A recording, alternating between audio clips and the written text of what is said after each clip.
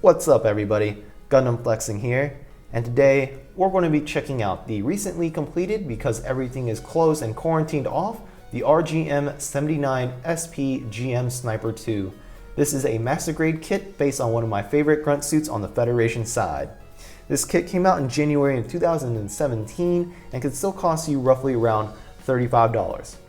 And if you built the high grade GM Sniper II, you could pretty much expect the same thing with the master grade GM Sniper II, except obviously the master grade offers you a lot more. What I like about this kit is that it offers you a full set of weapon systems.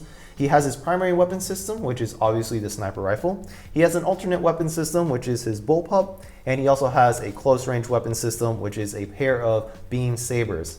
And if you built the high grade, you could expect the same type of range of motion in his joints, which is quite incredible.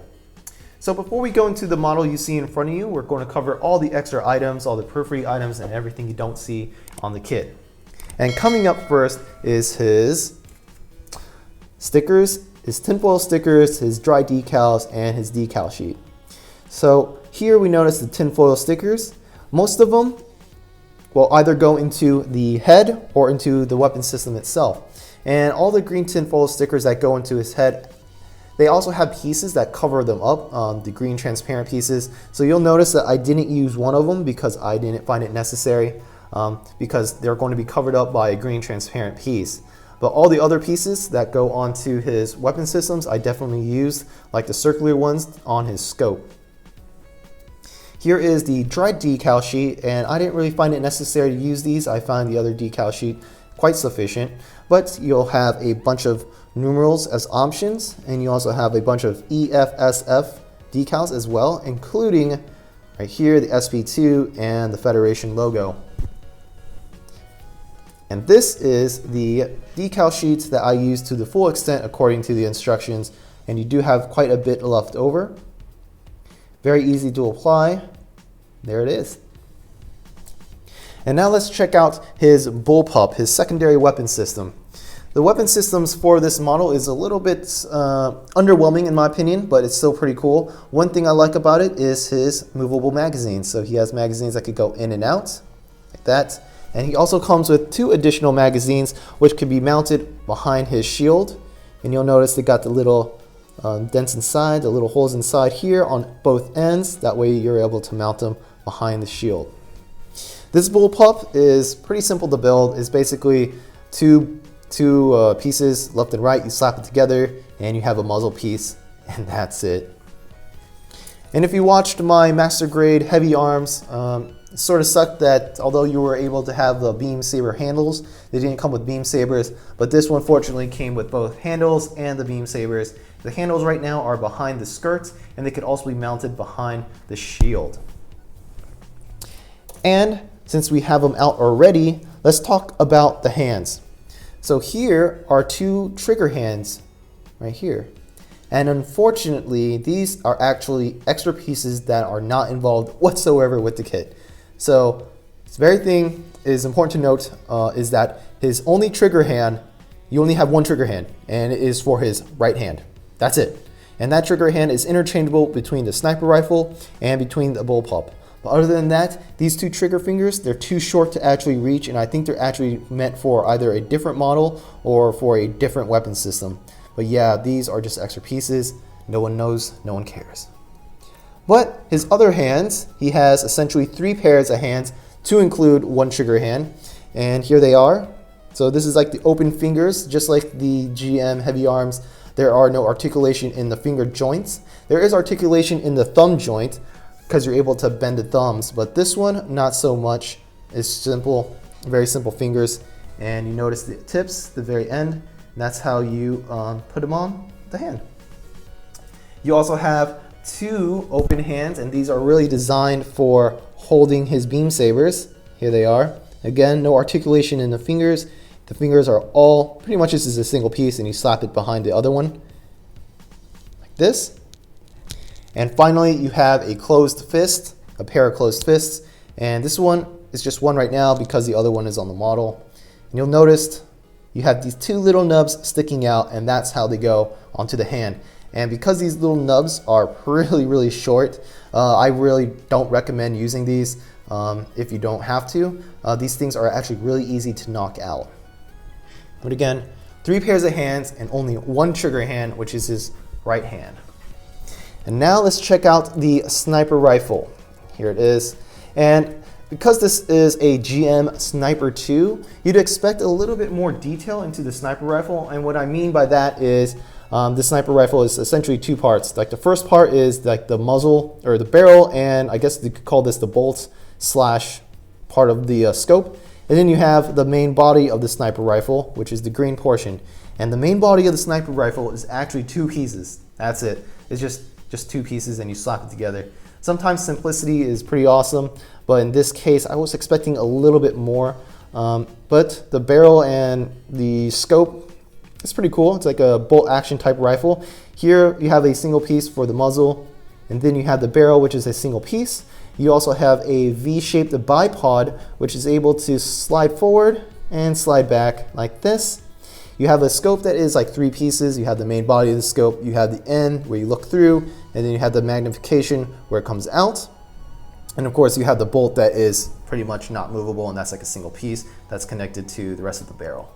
And that's pretty much it. I was expecting a little bit more, like could we just have like several pieces that go with the buttstock, or several pieces in terms of the inside components of the rifle, maybe even have this portion pull out, I don't know, something like that. But it was a very simple GM, very simple weapon system, very easy to build. It only came into like half a runner. And of course, this is the trigger hand, and you'll notice the fingers are a lot longer versus the extra pieces that aren't necessary or not even part of this kit. Here they are. And if we look into his shield, which is quite a versatile shield, just going to try to pull this out right there. Here we go. The shield could go on either side of either arm. No, excuse me, it could go on either arm on a single side, and this is how it's mounted right here. He also has a handle right here, and you're able to have this stand hold up on its own like this. So you're able to have the stand, you're able to have the shield stand, which is pretty cool. And again, it is an option if you wanted to put the magazine clips behind the shield as well, and you're also able to put the Beam Saber carriers on the shield too. So it's pretty nice. Very versatile shield. And here we have the GM Sniper II. Again, he has incredible range of motion in his joints, particularly the one in his head, the one around his torso, his shoulders, his knees, and of course, the bottom of his feet. So his head, which he has a really cool visor to include a radio mount, is able to pull out like this, which is really, really far. If you've built other models, most models do not go like this. So, which is great because he does have to lean forward and look into his scope. And if we look into his shoulders, he's able to, right here, like a top view, he's able to pull them out like really, really far, pretty much almost like bring his 2 shoulders touching each other like this. You can simply see like how far this thing will pull out. And yeah, this is like a great range of motion for his shoulders, which is good because the sniper rifle is quite long and he needs to bring it in closer to him, so which allows his head to look forward and look into the barrel. If you look into his body, the cockpit is right here, and you're able to pull that and lift that lever up, and you see the pilot, the bottom of his legs, which is really funny.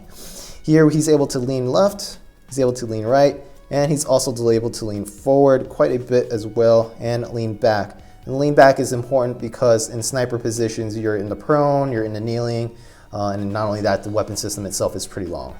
There it is. And unfortunately, you'd figure that with all this range of motion in the joints that he'd be able to have something for his hips. No, he doesn't. His hip is quite normal. It's like this. So there is no that pendulum where he could pendulum his legs forward and backwards.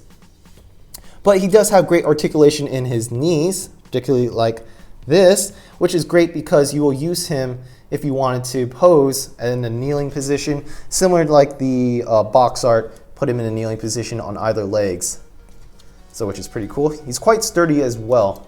And if you have great articulation in the knees, obviously he's going to have on in his feet, and not just in his ankles, but in his feet. So his feet at the bottom is 3 points of movement. You have his heels, you have his midfoot, and then you have the bottom of his feet, or excuse me, these toes, which is able to go back, forward like that. So it does help out with a variety of posing. Oh, and here we have the little thumbs, which is a joint piece. And that's it.